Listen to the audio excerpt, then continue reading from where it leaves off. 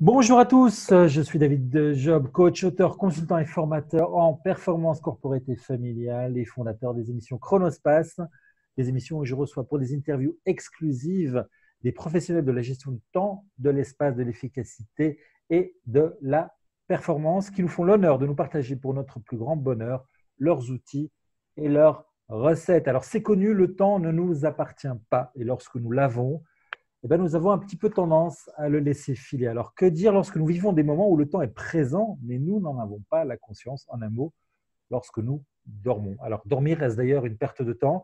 Si un bon sommeil est nécessaire pour mener une vie saine, dans quelle mesure? Où est la limite entre la réparation et la gourmandise? Et tous les sommeils se valent-ils?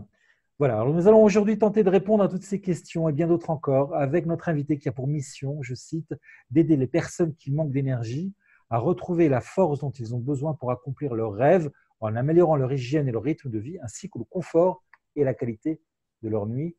Tout un programme. Alors, l'émission d'aujourd'hui s'annonce donc être en mode full gaz, une émission qui sera tout sauf à dormir debout. Je vous invite donc à vous extirper de votre sommeil pour accueillir notre invité booster.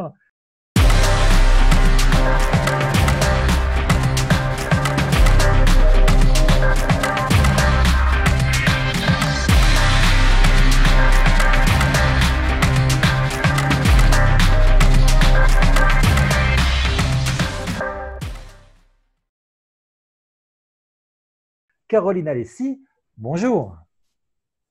Bonsoir David, ravie de m'accueillir, merci beaucoup. Je suis très contente d'être avec toi ce soir. Voilà, avec grand plaisir. Alors, on va démarrer. Donc, d'abord, est-ce que tu as la pêche? Est-ce que tu es en forme? Oui, forcément, il faut. Voilà. Toujours. Est-ce que tu as assez dormi? Oui. Ouais, ok, alors on verra ça tout à l'heure. Tout va bien. Alors voilà, écoute la question classique. Si tu devais te présenter en 20 secondes, comment définirais-tu Caroline Alessi? La question darling. Alors, moi, je suis une personne, en fait, qui aide les personnes qui ont des difficultés d'énergie, c'est-à-dire des coups de pompe, de la fatigue diurne, qui sont pas bien dans leur vie.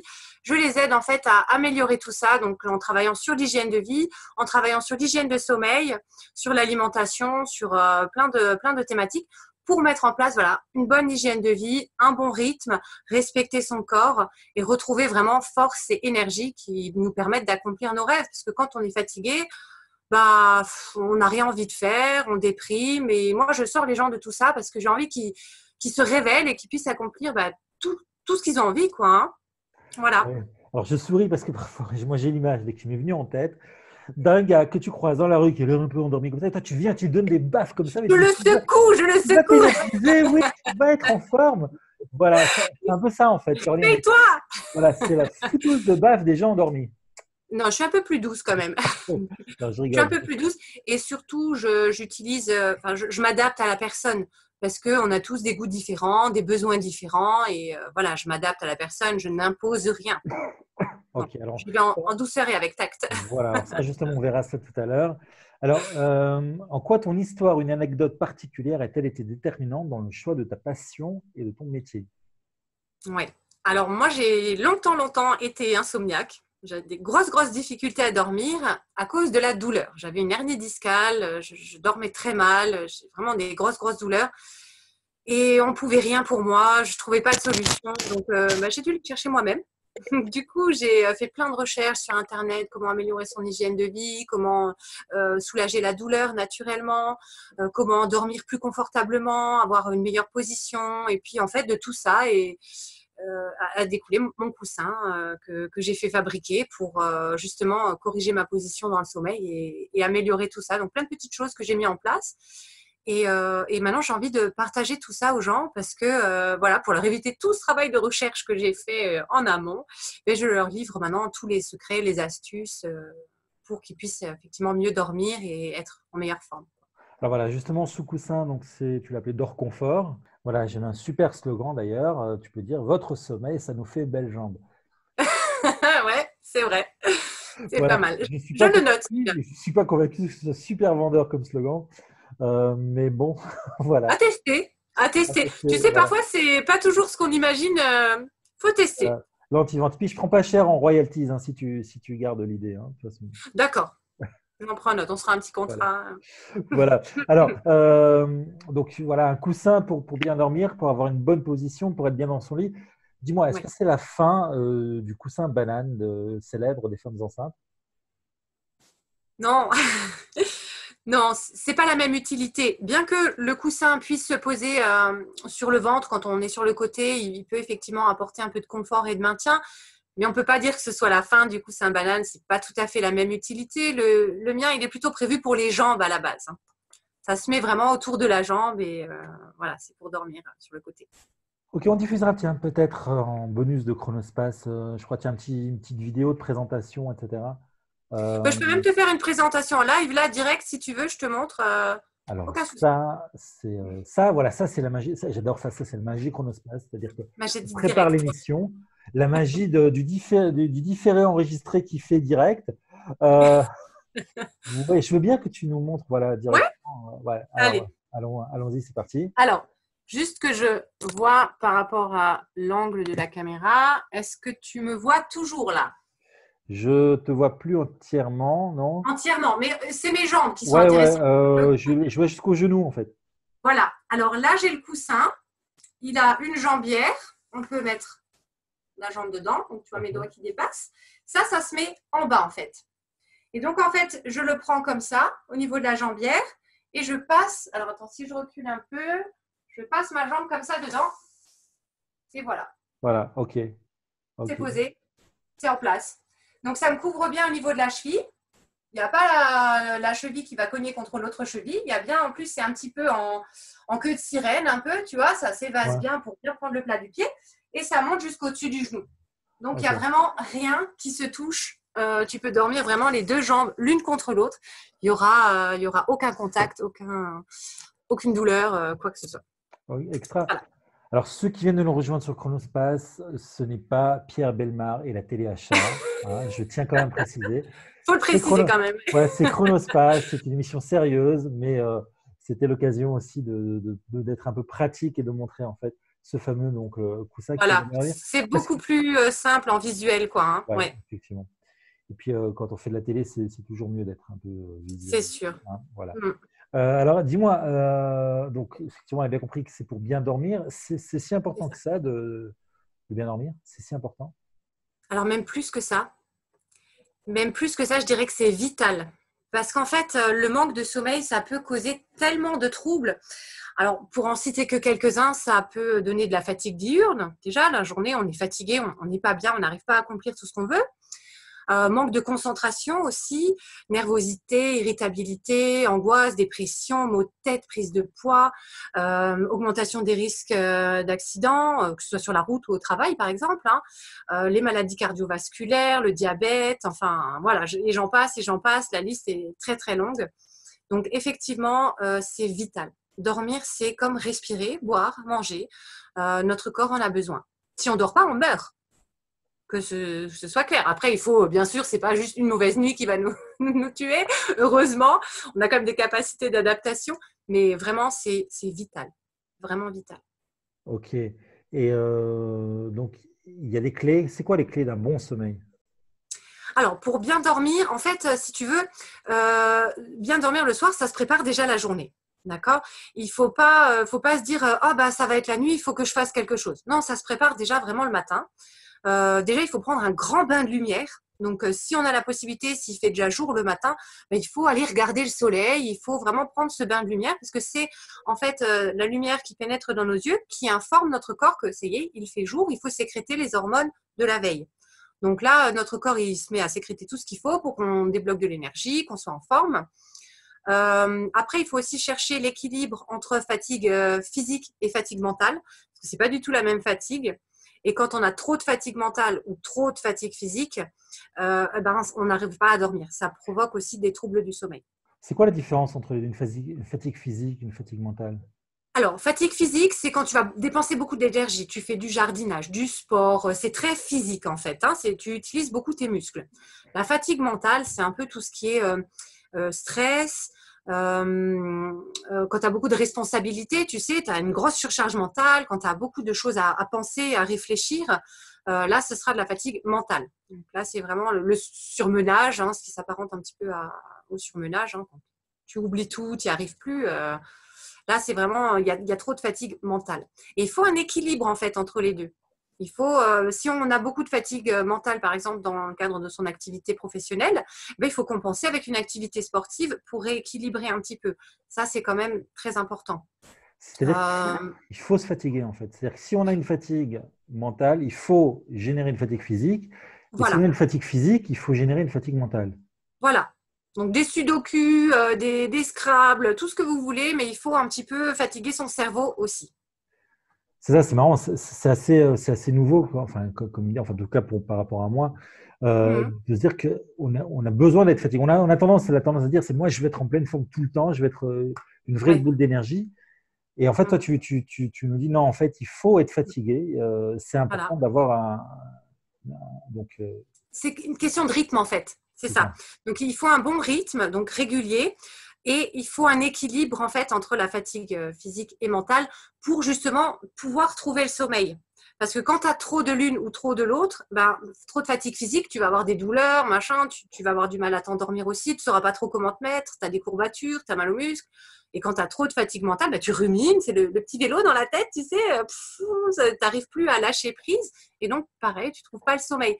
Donc, il faut vraiment un équilibre entre les deux pour des meilleures conditions optimales d'endormissement et de qualité de sommeil. Après, il faut éviter un petit peu aussi tout ce qui est excitant, comme caféine, théine, le tabac aussi. Le sport aussi, il faut le faire plutôt en début de journée, avant 16 heures de préférence, parce qu'en fait, quand tu fais ça le soir, toutes tes fonctions vitales en fait s'excitent. Donc tu fais du sport, donc tu accélères ton rythme cardiaque, tu transpires, donc tout ça, ça se met en route et ça indique à ton corps que c'est la journée.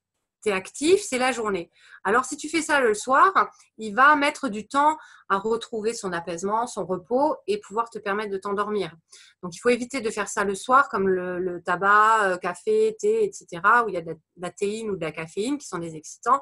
Ça aussi, on préférera plutôt le matin, justement pour pouvoir éliminer la molécule et pouvoir trouver l'endormissement. Si on boit un café à 22 heures, bon, bah, faut pas s'étonner qu'après, on n'arrive pas à dormir et pour cause.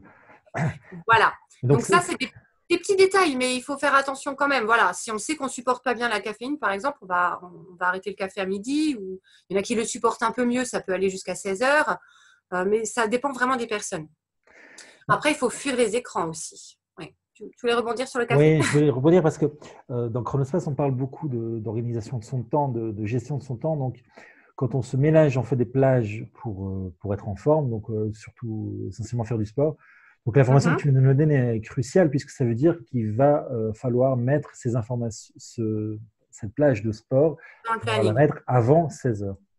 C'est ça. Ouais. Donc, avant 16 heures. Tout ce qui est excitant, etc., on essaye de les prendre aussi plus tôt dans la journée et surtout à mettre dans l'agenda aussi le bain de soleil du matin. Ça, c'est aussi primordial. Tu peux le mettre dans ton agenda aussi. Il faut le planifier. C'est vraiment important. Après, tout ce qui est écran, c'est pareil. Tu peux aussi planifier dans ton agenda. Si tu sais que tu te couches en général vers 22 heures, à 21 heures, tu mets une petite alarme pour dire stop écran, quoi. C'est fini, maintenant ça suffit. Dans 1 heure, tu vas te coucher. Il faut arrêter tout ça. C'est-à-dire même ceux qui travaillent tard devant l'ordinateur, ben non, il faut arrêter avant. Oui. Alors, oui, mais il y a des astuces. Voilà, parce que je suis dans cette situation. Voilà, quand tu es entrepreneur, tu ne peux pas te permettre de dire bon, bah allez, à 19 heures, j'arrête. Surtout quand, comme moi, tu démarres. Il y a beaucoup de choses à faire au début. Je travaille aussi souvent tard sur l'ordinateur. Alors, ce que j'ai fait, j'ai installé un filtre. Alors, ça s'appelle Flux, il me semble, l'application. C'est juste génial. Je règle mon heure de réveil et en fait, il adapte le filtre de la lumière bleue au fur et à mesure du temps qui passe. Donc, chacun rentre l'heure à laquelle il se lève et le logiciel calcule lui-même, voilà, on était à l'heure de la journée, il commence à réduire l'écran bleu. Alors, ça peut être un petit peu déroutant au début parce qu'en soirée, l'écran, il est jaune. Mais vraiment jaune. Et au début, c'est très déroutant. Maintenant, quand je sais que j'ai des travaux à faire sur des fichiers où il y a beaucoup de couleurs ou des choses comme ça, je travaille dessus en journée plutôt, tu vois. Et je me laisse des trucs plus classiques où je m'en fiche un peu des couleurs pour la soirée, quoi, parce que ça modifie un petit peu la perception. Mais Ouais, c'est ce que j'allais dire, si on a l'habitude de faire le design de son site internet le soir, je ne comprends pas pourquoi ton site il est toujours très jaune. non, non, c'est que chez moi. Hein. Ouais, j'ai Voilà, compris. J'ai ça compris, mais s'affiche pas ailleurs. si tu vois jaune, forcément, tu dis, Ouais. ouais, Oui, d'accord. non, c'est pas pratique. Quand vraiment il faut que je joue un peu sur les teintes, les couleurs, je fais ça en début de journée et le soir, avec la luminosité, enfin, la lumière bleue qui s'amenuise au fur et à mesure, mais du coup j'ai constaté que j'avais beaucoup moins les yeux qui brûlent. Alors, ça limite un peu au niveau de comment dire, des difficultés d'endormissement, mais surtout au niveau de la fatigue visuelle. Ça, c'est vraiment important.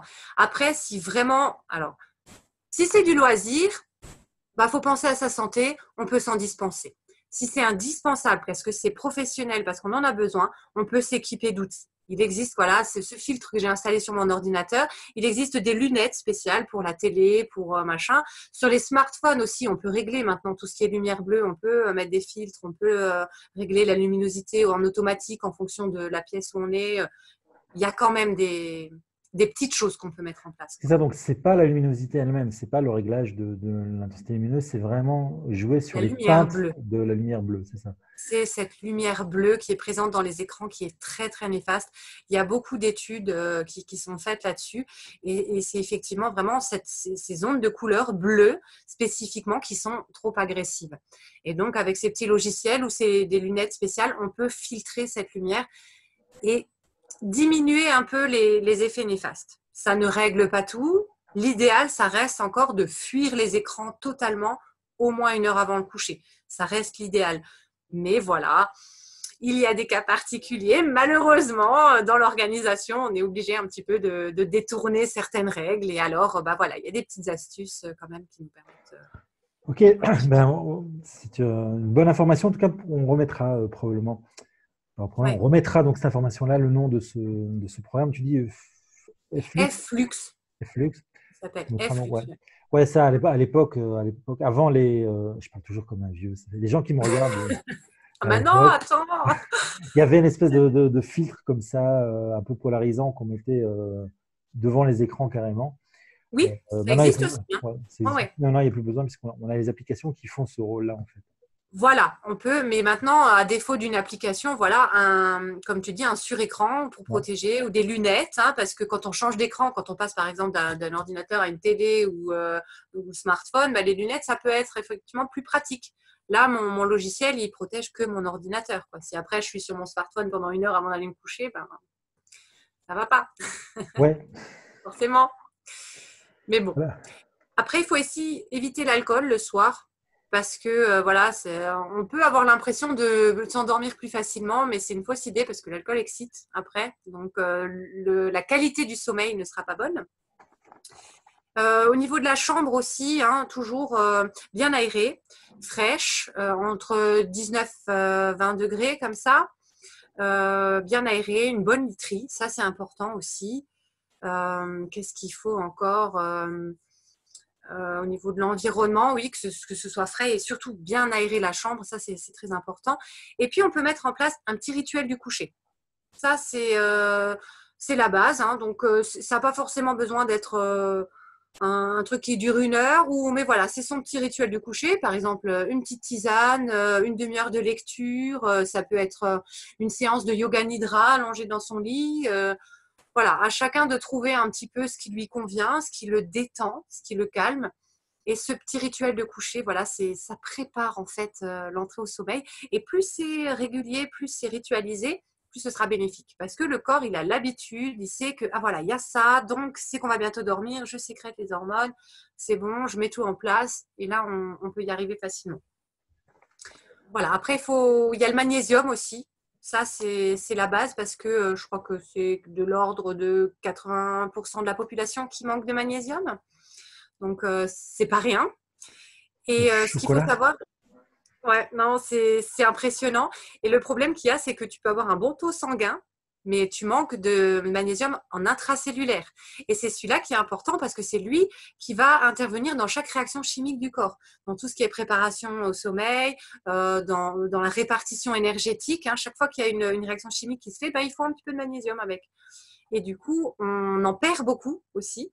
Donc, quand on mange beaucoup d'aliments avec du magnésium, on perd quasiment la moitié. Donc, voilà, c'est important quand même de pouvoir complémenter le magnésium parce que on ne sait même pas qu'on en manque. Même si on va faire une petite prise de sang régulièrement pour faire attention à sa santé, on contrôle, voir où on en est. On peut avoir un bon magnésium, mais en fait, à un niveau intracellulaire, on en manque. Et ça, c'est vraiment la base pour dormir, quoi. Le magnésium, c'est le roi. Ok, le roi C'est le roi. magnésium. Alors, Ouais. lorsqu'on est fatigué au volant, s'arrêter sur le côté 15 minutes permet de récupérer, alors que si on s'endort 20 minutes, on a l'impression d'être encore plus fatigué qu'avant. Comment ça s'explique? Oui, alors là, je vais devoir t'expliquer un petit peu comment fonctionne le sommeil pour pouvoir répondre à cette question. Donc, en fait, ça va dépendre de chaque individu. Donc, le sommeil, on a 3 types de sommeil. Il va y avoir le sommeil lent léger. Donc là, c'est le moment où on s'endort, où on commence à relâcher son corps. On n'est pas vraiment endormi, hein. On peut encore être réveillé par un bruit dans la pièce. On commence vraiment doucement à s'apaiser. Ensuite, on rentre dans le sommeil lent profond. Donc là, c'est vraiment le sommeil réparateur. C'est pendant celui-là qu'on va réparer tous les petits bobos du corps. On remet toutes les choses en place. Il y a quelque chose qui ne s'est pas bien passé, on répare. Et ensuite, on a le sommeil paradoxal. Donc, c'est là où on rêve. Et celui-là, il permet en fait de fixer la mémoire. Donc, c'est là où on range toutes les informations de la journée dans les petites cases. Notre activité cérébrale est très intense, aussi intense que la journée au réveil. Mais pourtant, le corps est très relâché. Et donc, l'activité cérébrale est très intense. Donc, on a ces 3 types de sommeil et ils fonctionnent par cycle. Donc, on a un premier cycle, endormissement, sommeil profond, sommeil paradoxal, puis on recommence, sommeil léger, sommeil profond, etc. On fait en moyenne 4 à 5 cycles par nuit. Ça dépend des personnes.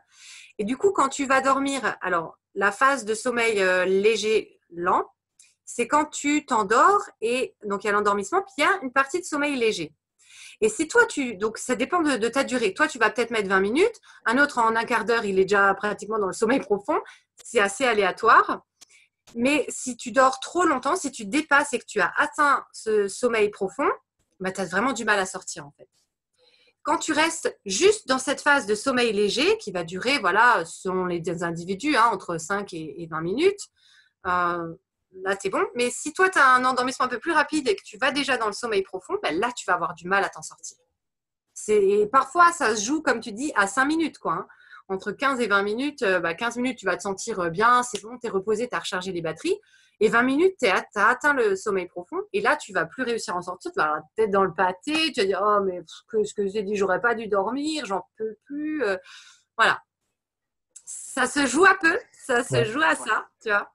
Mais ça fait une grosse différence, ouais. Donc, c'est important en fait de connaître son sommeil, de savoir un petit peu quelles Oui, sont ses voilà. phases, combien de temps on a besoin pour pouvoir mettre son petit réveil dans la voiture quand on est sur le bas-côté pour pouvoir pas. Voilà, pas aller trop loin. Ouais. Exactement. Et après, enfin, c'est très vaste, hein. Il faut aussi savoir aussi si on est un court dormeur. Donc, les courts dormeurs, c'est des gens qui n'ont pas besoin de beaucoup de sommeil, hein. Ils vont être énervants. Ceux-là, ils vont dormir 5 minutes, ils sont en pleine forme la journée. Ou allez, 5 heures la nuit, c'est bon, ça leur suffit. Alors que d'autres, au bout de 9 heures, c'est encore un peu difficile. Voilà, ça, c'est les longs dormeurs. Après, il y a ceux avec avance de phase. Donc, c'est les couche tôt, lève tôt. Ceux qui vont dormir très tôt, enfin à 9 heures peut-être, ils sont au lit. À 6 heures du matin, ils sont taqués. Et les autres, ils vont être plutôt 11 heures, minuit. Mais par contre, ils se lèvent un peu plus tard, vers 8 heures. Voilà. Donc, ça, c'était, comme tu dis, très important de savoir qui on est, de connaître le sommeil, les bases, pour savoir où on se situe, nous, là-dedans. Ça, c'est vraiment important. Et est-ce qu'il y a un mix un petit peu entre les deux que tu dis, c'est-à-dire ceux qui vont se coucher très tard et qui vont réussir à se lever très tôt? Oui, ça, c'est les courts dormeurs. Les courts dormeurs. Okay. C'est ceux qui énervent tout le monde parce qu'en 5 heures, c'est bon, ils ont récupéré, ils sont à fond. C'est quand même une petite partie de la population. C'est une très petite partie, hein. C'est quelques rares chanceux. Voilà.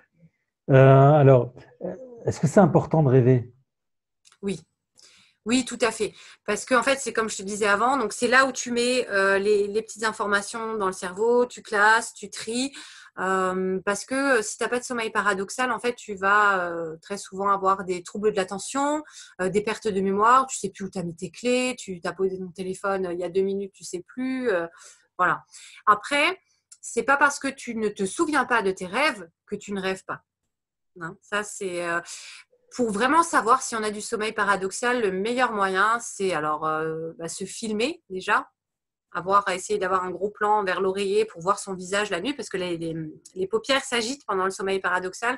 Donc, c'est là qu'on arrive à assez bien l'identifier.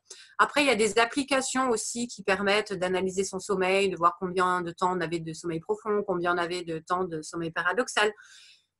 Mais je déconseille. Je ne recommande pas ce type d'application. Pourtant, je suis ouverte aux applications. Ça nous aide au quotidien pour nous organiser, pour gérer notre temps, nos agendas, etc.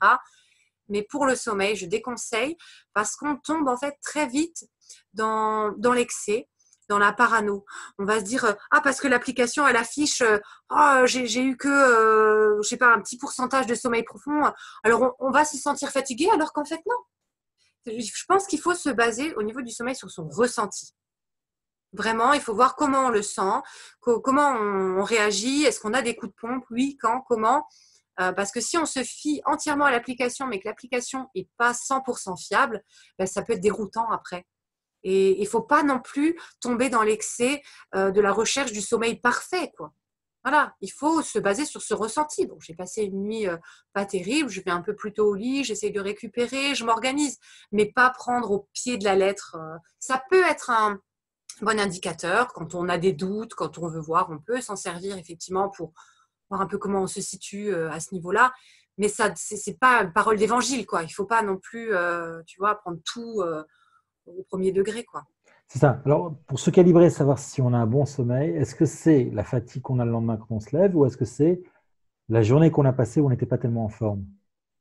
Oui, non, il faut regarder, c'est pas que le réveil, c'est vraiment sur la journée parce qu'il y a des… Alors, donc on a une courbe énergétique en fait. Donc, le matin, on se lève, ça monte, ça monte, ça monte. Ensuite, vers à peu près midi, entre midi et 3 heures, ça redescend. On a une petite baisse d'énergie, forcément, parce qu'on a déjà la matinée qui a pas mal consommé. Donc, on a une petite baisse, surtout si on mange lourd encore le midi ou quelque chose, tu vois, avec la digestion qui est un peu difficile, on rebaisse en énergie et on remonte de nouveau vers le soir où on est de nouveau plus actif, vers 18 heures, etc. On a de nouveau un peu plus de punch, on peut accomplir encore certaines choses et puis après, on rebaisse en énergie parce qu'on commence à préparer les hormones du sommeil, on va vers le sommeil. Voilà, Alors, donc il faut voir toute la journée, il faut voir global. Alors, tout à l'heure, tu parlais du rituel du coucher. Est-ce que c'est l'astuce en or pour les gens qui sont insomniaques? Alors, ça peut beaucoup aider, effectivement, mais il n'y a pas que ça. C'est à lui seul, il ne peut pas résoudre tous les problèmes. Il faut voir exactement d'où ça vient, il faut identifier les causes, déjà pour commencer, pour pouvoir agir dessus. Et après, voilà, ça ne fait pas tout. Mais c'est vraiment la base. Et c'est comme ça qu'on doit commencer déjà avec les enfants, en fait.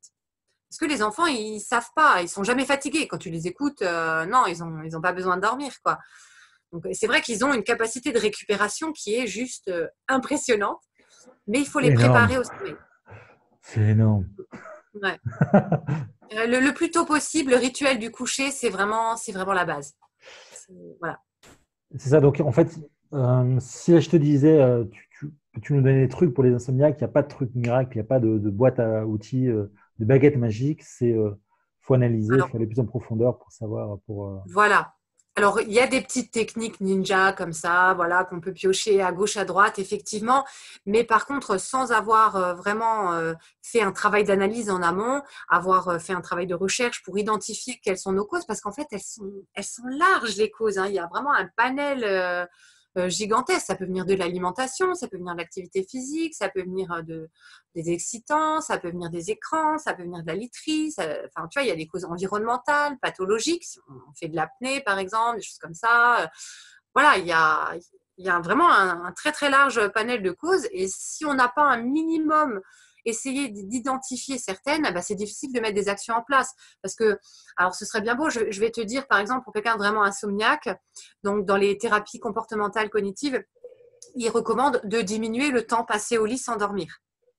Parce que c'est une très fausse idée, parce que les gens ils vont se coucher de plus en plus tôt, en fait, pour se dire j'ai besoin de récupérer, je me couche plus tôt. Mais en fait, comme ils n'arrivent pas à dormir, ils passent du temps au lit et finalement leur cerveau associe le lit à d'autres activités que dormir.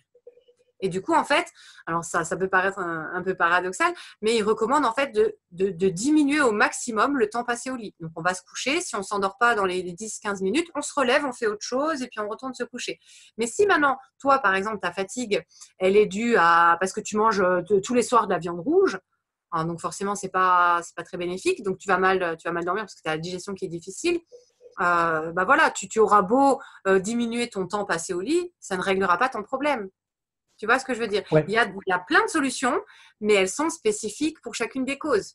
Donc, ça. sans avoir identifié la cause, ça va être assez difficile. Ouais. Donc peut-être le conseil qu'on pourrait donner à ceux qui nous regardent et qui sont insomniaques et qui voudraient un petit peu s'en sortir, c'est d'analyser un petit peu ce qu'ils font le Voilà. soir avant de se coucher pour essayer On après met de même pouvoir bien plus loin que là. Non, non, non, attention, c'est un peu plus compliqué que ça. Tu fais carrément en fait un agenda du sommeil. Et l'agenda du sommeil au sens large. Tu ne notes pas que ce que tu dors. Tu notes combien de temps tu dors, combien de temps tu as mis à t'endormir. Tu vas noter ce que tu as mangé le midi, ce que tu as mangé le soir, est-ce que tu as grignoté, est-ce que tu as fait du sport, oui, à quelle heure, etc. Donc, il faut vraiment avoir une vision très globale parce que comme je disais, les causes sont tellement variées que il faut regarder là-dessus. Il faut examiner la literie, il faut regarder est-ce qu'on aère la chambre, il faut regarder, tu vois. un espèce d'audit du sommeil, une audit de la journée en fait pour C'est pouvoir ça. identifier. Ben, D'accord. même sur plusieurs jours, l'idéal 15 jours. Parce que quand on est entrepreneur et tout ça, on a des organisations différentes d'une semaine à l'autre. Du coup, voilà, il faut quand même faire ça sur une semaine, 2 semaines, pour pouvoir recouper aussi un maximum d'informations. Par exemple, tu constates que les mardis soirs, tu dors pas bien. Ah ouais, c'est vrai, la semaine dernière aussi, cette semaine aussi. Qu'est-ce qui peut faire que le mardi soir, je dors pas bien? Est-ce que c'est le repas du mardi soir? Est-ce que c'est parce que le lundi soir, j'ai la séance de sport, du coup, je suis fatiguée le lendemain? Voilà, il faut essayer de recouper un peu ces informations. Donc, plus tu as de données, plus la durée d'analyse est longue, plus tu as de données à recouper qui te permettent d'identifier les causes, en fait. Ok. De toute façon, hein, Caroline Alessi est là pour vous aider, pour Je vous. vous aide. Je vous Voilà. donne tous les conseils possibles. Alors, une question un petit peu en forme de gag, mais qui est sympathique, c'est qui d'ordine? Est-ce que c'est une info ou c'est une intox? Bien qu'on en ait un petit peu répondu jusque-là. Ouais, l'expression qui d'ordine. Alors, oui. Alors, attends, figure-toi que j'ai appris récemment, parce que pour moi, c'était ça. Je disais, qui d'ordine, parce que quand mes enfants, ils mangeaient pas beaucoup le soir et ils allaient se coucher, ils étaient fatigués, je me rassurais comme ça en disant, qui d'ordine, c'est pas grave, ils dorment, ils se reposent, ils récupèrent, s'ils s'en souviennent pas, c'est pas grave. Mais en fait, quelqu'un m'a dit un jour, en discutant, pareil, j'ai sorti cette expression, puis on me dit, non, ça vient de l'époque du Moyen-Âge, quand tu allais dans une auberge, en fait, si tu voulais dormir, passer la nuit, il fallait dîner. Voilà. Donc, j'ai appris ça récemment. Mais quoi qu'il en soit, le sommeil est réparateur et récupérateur. Donc, même effectivement, si tu n'as pas mangé, tu n'as pas super bien mangé, tu vas dormir, tu t'auras récupéré. Ce ne sera pas dramatique. Maintenant, moi, personnellement, je sais que je ne peux pas dormir si j'ai faim. Je ne vais pas réussir à m'endormir et tout. Donc, je vais tourner en rond, puis je vais finir par me lever à 3 heures pour manger un truc. Donc, j'ai rien gagné. Donc, je mange avant d'aller au lit, mais par contre, je fais attention à ce que je mange. Je vais manger une banane, parce que la banane, elle contient du tryptophane. Donc ça, c'est nickel justement pour favoriser la sécrétion des hormones du sommeil. Donc après, on peut manger des choses comme ça, une pomme, quelque chose qui n'est pas trop lourd, pas trop difficile à digérer, mais je mange quand même avant d'aller au lit. Après, ça, c'est vraiment en fonction du ressenti de chacun, quoi, hein. Oui, parce qu'on a aussi l'image du repas familial qui se fait le soir, parce que la journée, tout le monde est occupé. Donc, C'est on a ça. tendance à manger plus, nombreux pendant plus longtemps. Ça, Mm. c'est pas bon. Ça dépend ce que tu manges. Ça dépend ce que tu manges. Effectivement, si tu fais le gros steak frites, enfin l'entrecôte, machin, viande rouge avec encore des fritures et des choses comme ça, c'est clair que ça va être super lourd à digérer.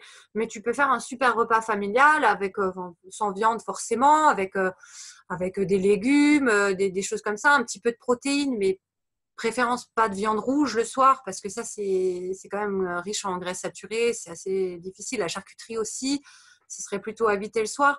Mais ça n'empêche pas du tout le repas familial de manger tranquillement, justement. On est en famille, on peut discuter, on mâche un peu plus, on se prend peut-être un peu plus de temps. Parce que le midi, oh vite, on a encore un rendez-vous, on va peut-être déjeuner un peu plus rapidement, donc moins mastiquer. Ça, c'est pas bon pour la digestion. Alors que le soir, voilà, on se prend le temps pour le repas familial et puis on en profite, on discute un petit peu. Donc, Mais il faut faire attention à ce qu'on met dans son assiette, effectivement. Ça, c'est une importance. Ok. Alors, Caroline, comment éveiller la personne qui sommeille en nous? Alors, comment éveiller la personne qui sommeille en nous? Alors, je pense que moi, pour me réveiller, j'ai fait un gros travail d'introspection, en fait. J'ai cherché qui je suis, qu'est-ce que je veux être, qui je veux devenir, quelles sont mes valeurs.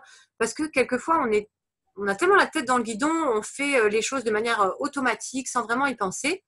Alors que quand on prend le recul, on se dit pourquoi je fais ça? Qu'est-ce que j'ai envie de faire? De quelle manière? Quelles sont les valeurs que je veux défendre? Qui je veux être? Ben, en fait, après, on met ça en place et puis notre naturel découle tout seul, en fait.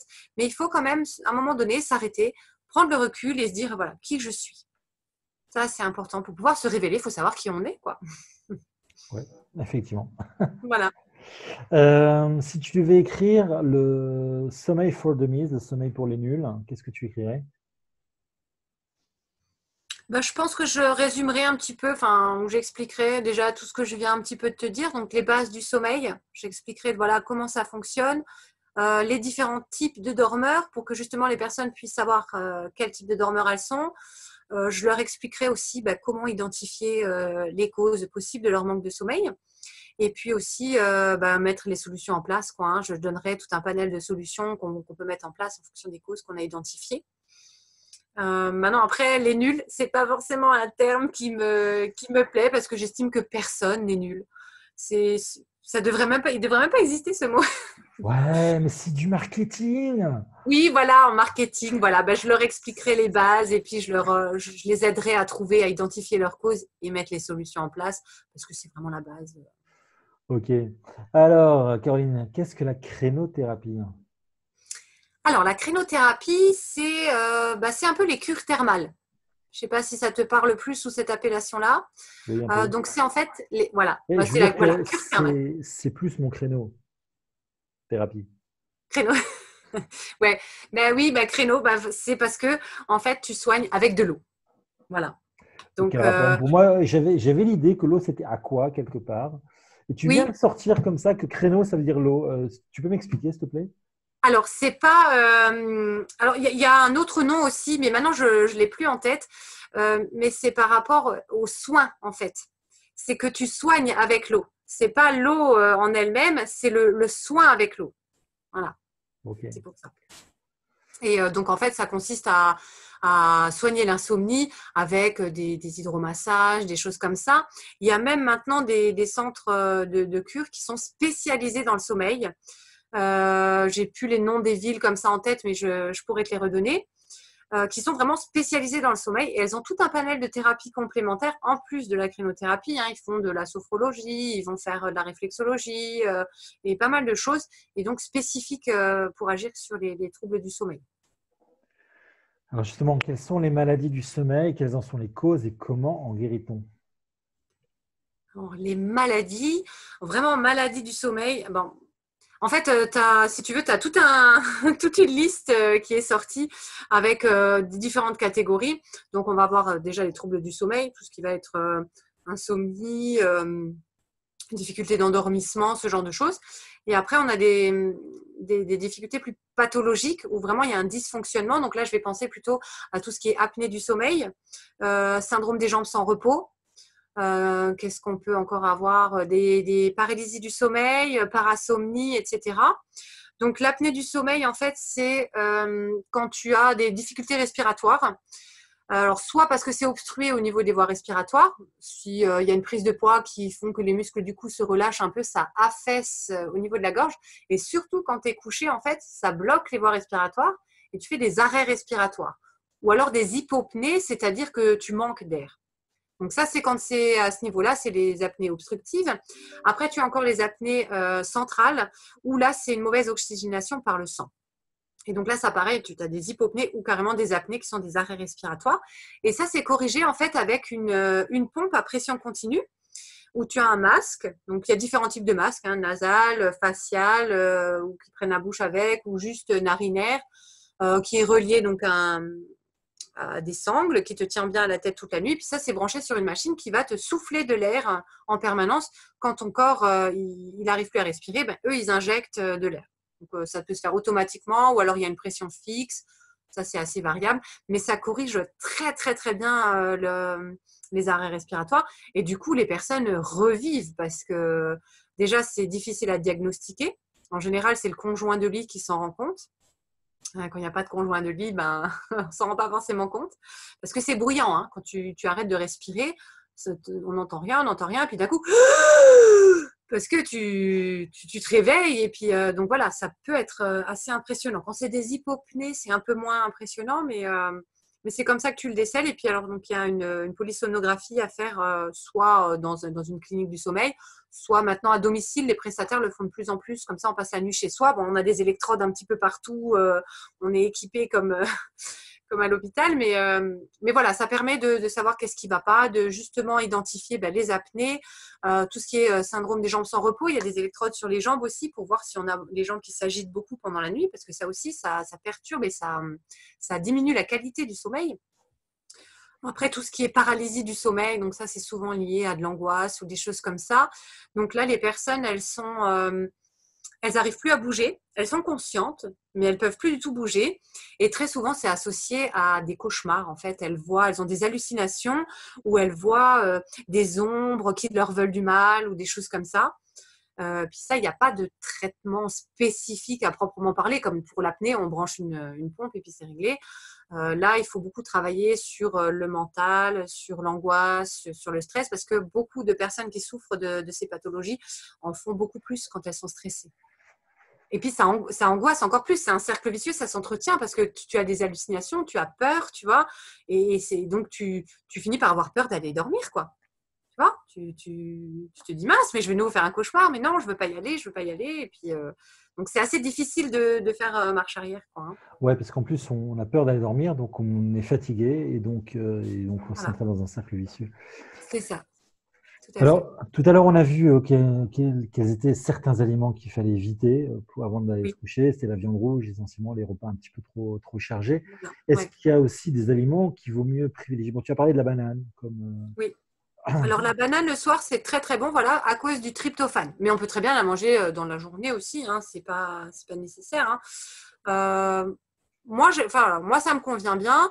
Par contre, c'est un fruit qui est quand même assez lourd comparé à une pomme, tu vois, en termes de calories, c'est pas tout à fait la même chose. Mais comme elle contient du tryptophane, ça peut encore passer. Après, il faut éviter tout ce qui est viande rouge, tout ce qui est graisse saturée, en fait. Hein, les fritures, tout ce qui va être lourd à digérer. Les crudités, il faut faire attention aussi parce qu'il y a des personnes qui ont du mal à digérer les crudités. Donc, celles-là, il faudra peut-être les préférer à midi et prendre une soupe de légumes ou des légumes plutôt cuits le soir. Hein, cuisson à la vapeur ou des choses comme ça. Après, tout ce qui est lourd comme de la crème, tu sais, sauce à la crème, des choses comme ça, ça aussi, c'est assez lourd pour le soir, quoi. Il faut essayer de manger consistant quand même parce que, comme dit, il y a des gens qui n'arrivent pas à dormir s'ils ont faim, ils ne trouveront pas le sommeil. Mais il faut trouver l'équilibre entre copieux et nourrissant et trop riche. Voilà.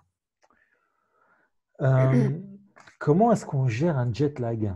Je m'adresse surtout ici à ceux qui nous regardent et qui voyagent beaucoup.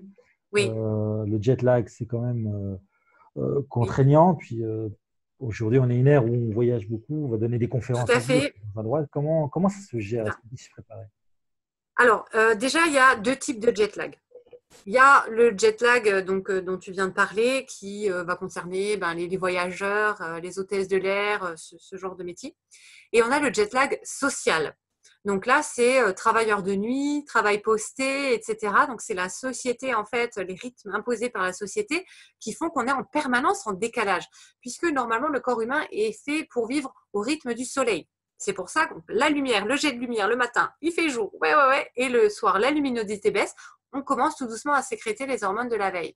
Et des personnes qui sont complètement chamboulées, qui ont des horaires différents, qui n'ont pas de repas réguliers, on n'arrive pas à trouver des horaires à peu près stables, eux, ils sont très sensibles à ça aussi. Et donc, ça se gère. Notre corps est tout à fait capable de récupérer d'un jet lag, mais il faut le faire progressivement. Par exemple, si on a beaucoup de décalage horaire dans le pays où on arrive, il faut essayer de se recaler déjà avec l'heure du soleil. du pays où on est. Donc, même si on a passé une mauvaise nuit, c'est pas grave. Il fait jour dans ce pays. Je me lève au moment où il fait jour dans ce pays. Je prends mon bain de soleil. Je passe ma journée. J'essaye de me dépenser aussi un petit peu physiquement et mentalement. Et puis après, le soir, je me couche quand la luminosité baisse. J'essaie de respecter un peu les nouveaux horaires du pays. Ça peut mettre quand même 2-3 jours pour récupérer, pour retrouver le rythme. Donc après, tout dépend de la durée du voyage. C'est sûr que quelqu'un qui change de pays tous les 2-3 jours, pour lui, ça va être quand même relativement compliqué. Maintenant, pour les personnes qui ont des postes ou qui travaillent que de nuit, il faut essayer de trouver un maximum de régularité. Essayer de trouver, disons, des plages horaires à plus ou moins une demi-heure pour le repas de midi. Parce que selon le poste, si on est en poste d'après-midi, on va pas manger à la même heure que si on est en poste de matin. Tu vois ce que je veux dire? Donc, il faut essayer de trouver vraiment un créneau à peu près commun ou en tout cas le plus régulier possible et essayer de se tenir à ces horaires-là. Dans la mesure du possible, je sais bien que voilà, c'est pas évident. Tout dépend où on travaille. On peut pas forcément prendre une petite pause et aller prendre un peu le soleil ou des choses comme ça pour se remettre un petit coup de boost pour finir le poste. Voilà, il y a des situations où c'est très compliqué. Mais la clé, c'est vraiment d'essayer de trouver maximum de régularité dans son irrégularité, quoi. Alors aussi bien pour les repas que pour le sommeil. Ok. C'est important aussi ça. Ton site positivealors.com est une vraie boîte à outils du dormir bien. Si tu ne devais retenir que 3 outils, tu devais partir demain sur une île déserte avec 3 outils, quels outils de ton site Positive Alors prendrais-tu avec toi? Alors, j'emmènerai l'article Comment bien dormir naturellement parce que voilà, il y a pas mal d'astuces avec des plantes et surtout des choses naturelles qui permettent de retrouver le sommeil. Et moi, c'est vraiment vers ça que je vais, quoi, vers le naturel. Tout ce qui est chimique, médicaments, etc. Voilà, c'est pas du tout mon truc. Je prendrai aussi l'article sur les plantes qui peuvent nous aider. Comme ça, j'aurai toujours mes petites recettes pour mes plantes. Après, bon, on ne trouve peut-être pas toutes les plantes dans tous les pays. Sur une île déserte, voyons voir qu'est-ce qui pourrait bien pousser.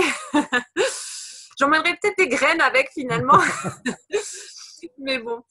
Et puis, je prendrai aussi la série d'articles sur les thérapies complémentaires. Parce que là, vraiment, il y a tout un panel de thérapies qu'on peut utiliser. Il y en a qui, selon les personnalités, qui vont accrocher plus à une thérapie qu'à une autre.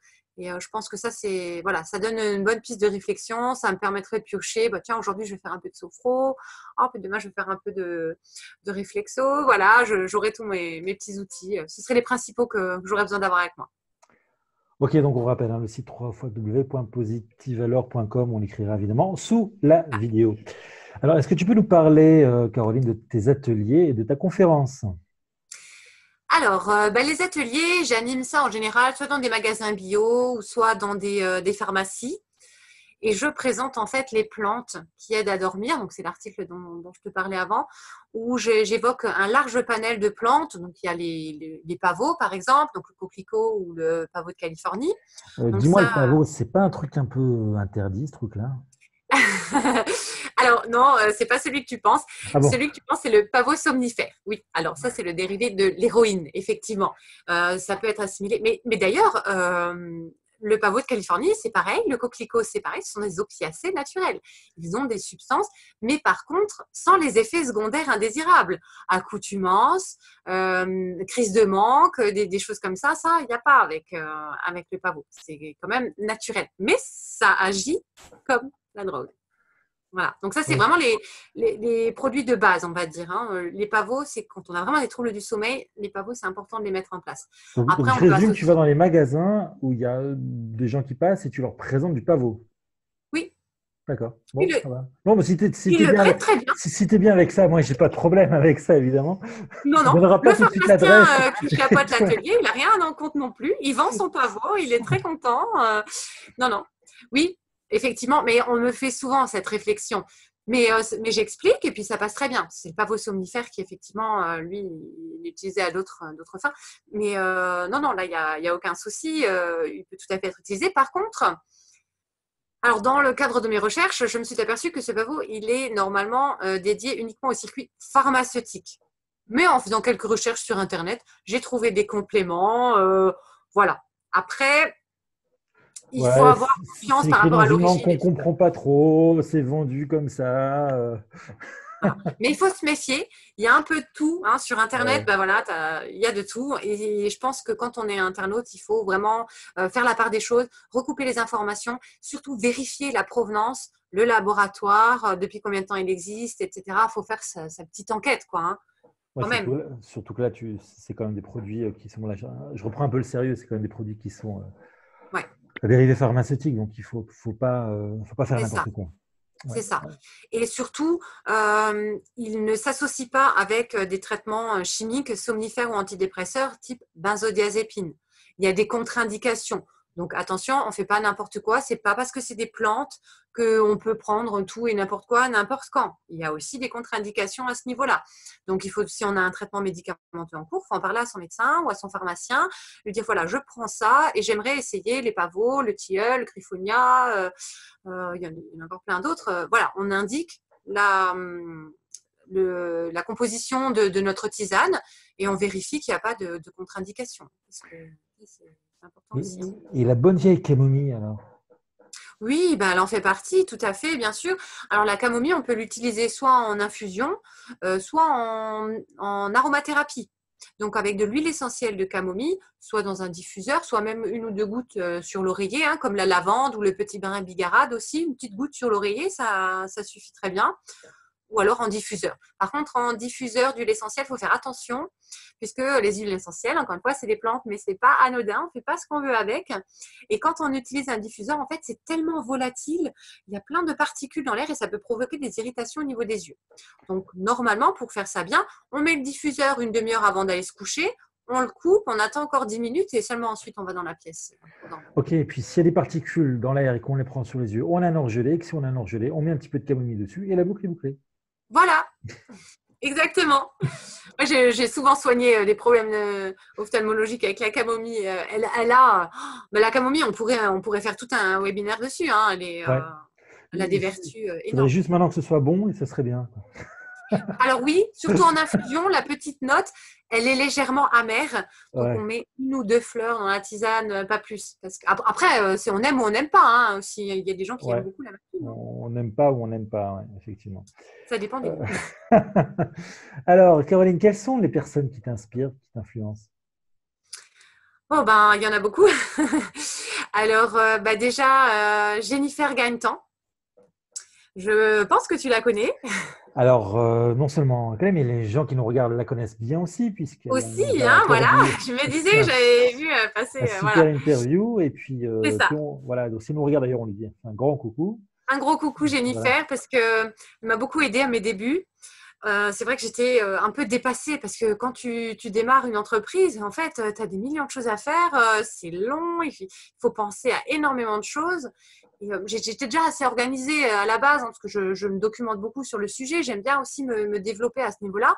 Mais elle m'a vraiment apporté un système personnalisé. Ce que j'ai vraiment aimé chez elle, c'est qu'elle n'est pas à te dire alors tu dois faire comme ça, et puis tu utilises tel outil, et puis tu mets ici.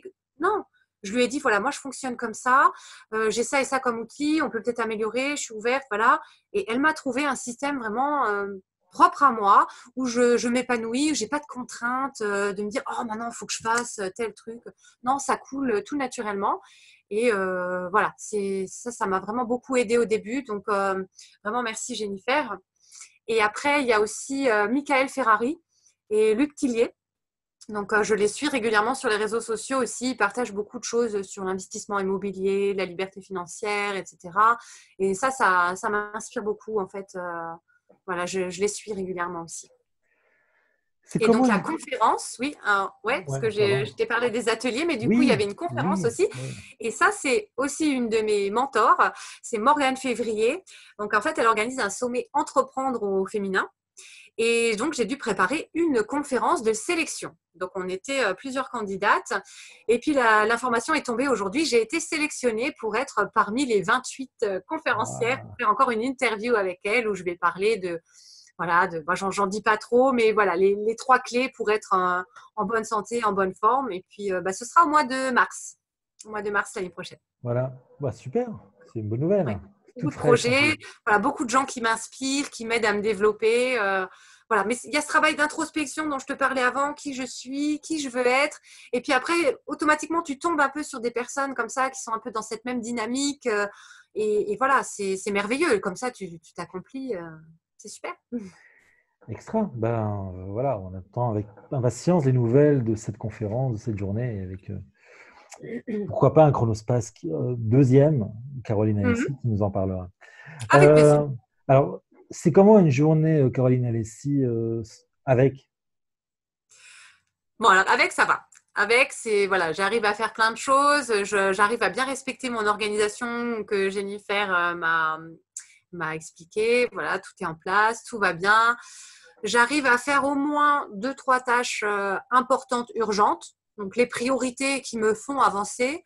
Et puis, j'arrive encore à faire d'autres choses à côté parce que, bon, personnellement, j'ai encore beaucoup de choses en plus de l'entrepreneuriat. Donc, voilà, j'arrive à faire, à lier les deux, personnel et professionnel. Donc là, c'est vraiment top. C'est une journée parfaite. Et une journée sans? Une journée sans, c'est quand ça va, voilà, t'arrives pas, il y a un bug et malheureusement ça arrive souvent, surtout au début, où c'était pas prévu et puis tu avais prévu de faire ça aujourd'hui. Ah ouais mais non, mais parce que l'autre il t'a pas répondu, alors tu peux pas encore faire ce que tu avais planifié, alors tu es obligé de réorganiser. C'est assez difficile, mais justement Jennifer m'avait beaucoup aidé là-dessus aussi pour tout ce qui est réorganisation parce qu'on en avait beaucoup parlé.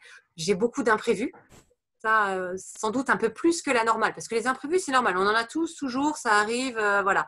Mais moi, un peu plus que la normale. Du coup, voilà, il y a des journées où c'est difficile. Alors, je prends un peu sur moi. Je souffle un bon coup et puis je reprends tout et je redéfinis les priorités et je réorganise. Voilà, je réorganise mon temps. Et alors, quelles sont tes méthodes pour te recalibrer, te réénergiser, te réaligner? Alors, quand vraiment c'est une journée sans, qu'il y a eu vraiment beaucoup de trucs, je pleure. Carrément, ça vient tout ça. Je pleure 5-10 minutes. J'évacue vraiment tout ça. Et après, je me dis, oui, mais attends, ton boulot, il va se faire tout seul en pleurant là. Et je me remets au boulot. Et quand c'est pas trop dramatique, alors je peux faire un petit peu de respiration, tu vois, pour lâcher prise, pour vraiment décrocher 5 minutes des tâches qui sont lourdes à gérer et tout. Je coupe 5 minutes, je fais un peu de respiration, je peux faire quelques étirements aussi, j'aime beaucoup, voilà, me détendre, m'étirer, ça m'aide, voilà. Et puis, j'ai mes petites fleurs de bac aussi, voilà, ça j'aime beaucoup. C'est quoi ton leitmotiv? Leitmotiv. Et ton mantra, si tu veux. Ouais. Comme ça, tout de suite, ce qui va Un truc que ma mère, elle me disait souvent et que je répète moi-même aussi à mes enfants, on a sa vie comme on se la fait. Voilà. Donc, Ouais, quand je venais râler... Ouais. Ça sent le dicton de grand-mère, grave. C'est ça. Mais c'est tellement vrai, c'est tellement ça en fait. Et voilà, alors elle me disait toujours, quand je venais râler, ouais, il y a ça et tout, ça va pas. Écoute, on a sa vie comme on se la fait. Donc à un moment donné, tu veux plus de ça, ben, fais en sorte que ça n'arrive plus. Ce qui veut dire, en fait, ce qu'elle voulait dire par là, c'est tu es maître de ton destin, c'est toi qui choisis qui tu veux être, ce que tu veux faire. C'est à toi de mettre les choses en place pour te sortir de ces situations, de faire le tri dans ta vie et puis de mettre des choses en place pour avoir ce que tu veux. Voilà. Faut pas toujours parfois chercher en Asie orientale les grands maîtres, parfois simplement remonter chez sa grand-mère pour trouver. Voilà.